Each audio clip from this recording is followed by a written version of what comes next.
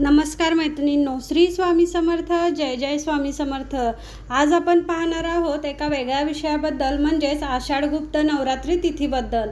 आणि या नवरात्री तिथीचा शुभ मुहूर्त कधी आहे आणि नवरात्र तिथी कधीपासून सुरू होऊन कधीपर्यंत संपणार आहे याबद्दल आपण डिटेल माहिती पाहणार आहोत. तसेच या नवरात्रीमध्ये आपण कोणते उपाय करावेत जेणेकरून आपली आर्थिक भरभराट होईल, त्याचप्रमाणे आपल्याला सुख सौभाग्याची प्राप्ती होईल आणि आपल्याला संकटातून देखील मार्ग मिळेल.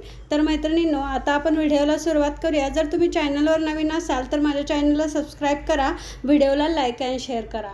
आषाढ गुप्त नवरात्री तिथी ही हिंदू कॅलेंडरनुसार आषाढ महिन्यातील गुप्त नवरात्र शनिवार दिनांक 6 जुलै 2024 पासून सुरू होणार आहे आणि सोमवार दिनांक 15 जुलै 2024 रोजी संपणार आहे.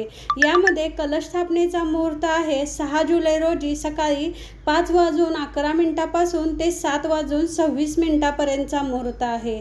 तर आपण या आषाढ गुप्त नवरात्रीमध्ये कोणते उपाय करू शकतो जेणेकरून आपल्या घरात आर्थिक भरभराट होईल व आपल्याला प्रत्येक गोष्टीतून मार्ग मिळेल. गुप्त नवरात्रीचा सण हा देवींच्या भक्तांसाठी खूप खास असतो. आषाढ महिन्यातील गुप्त नवरात्र 6 जुलै रोजी सुरू होणार आहे. तर या दरम्यान लोक दुर्गा देवीची 10 महाविद्यांची पूजा करत असतात.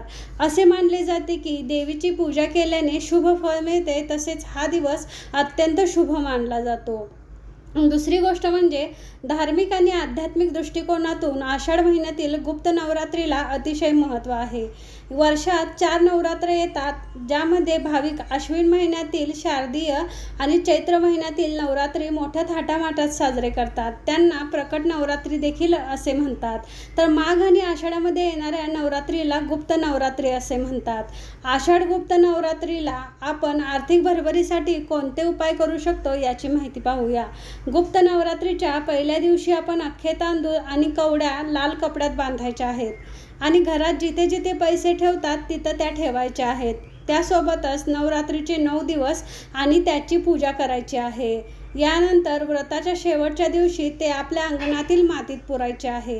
जर तुम्ही हा मार्ग केला तर तुमच्या घरात पैशाची चणचण कधीच भासणार नाही.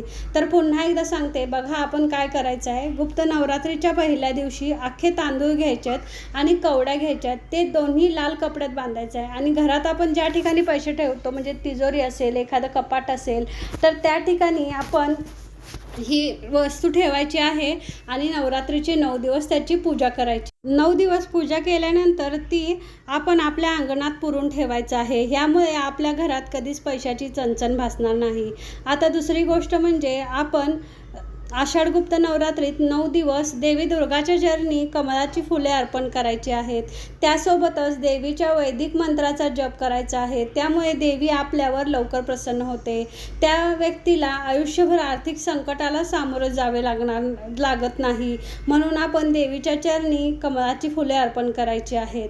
तर मैत्रिणींनो, कोणतेही उपाय करताना आपण ते उपाय अगदी श्रद्धापूर्वक आणि मनापासून केले पाहिजेत, तरच आपल्याला त्या गोष्टीचे फळ मिळते. तर मैत्रिणींनो, तुम्हाला जर माझा व्हिडिओ आवडला तर तुम्ही माझ्या व्हिडिओला लाईक आणि शेअर करा. श्री स्वामी समर्थ. जय जय स्वामी समर्थ.